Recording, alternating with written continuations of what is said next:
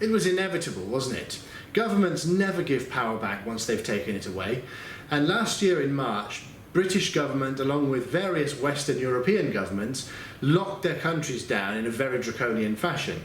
And here we are, 16 months later, businesses have suffered, people have lost their livelihoods, British economy is in the worst recession in 300 years. Now, there's not really a light at the end of the tunnel, because quite clearly Boris Johnson and his cabal of close friends are addicted to this power, and they've decided to, as I speak right now, to announce that they are going to extend the lockdown even further. We could all probably predict that, which is why the markets haven't really been affected too much by it. Unbelievably, perhaps, the stock market is actually up. The FTSE 100 is up to 7,166 points, which is extremely buoyant, carrying on the trend of last month where it kept popping above the 7,000 mark for the first time in a really long time. The pound as well, pretty buoyant today, very stable against the US dollar.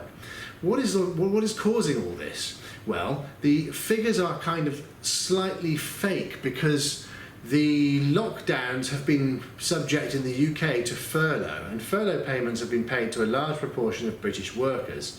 Now, the government wants to reduce the amount it pays by 10%, so employers are going to have to pay 10% of the furlough payment to their staff who are not at work. Government will pay 70%. But it isn't really the government that's paying, it's the taxpayer, and there are less and less taxpayers as people lose their jobs.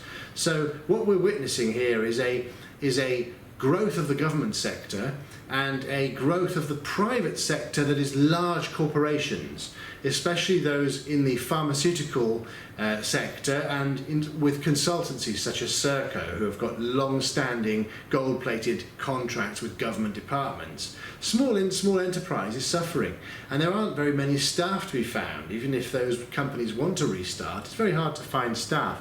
All of this has a bearing on their performance, and as well on the performance of the British pound. But the remarkable thing is that here we are with this particular incident going on.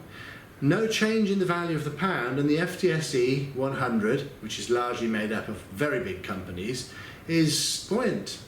Interesting. Let's see what happens the day afterwards when the full announcement is made.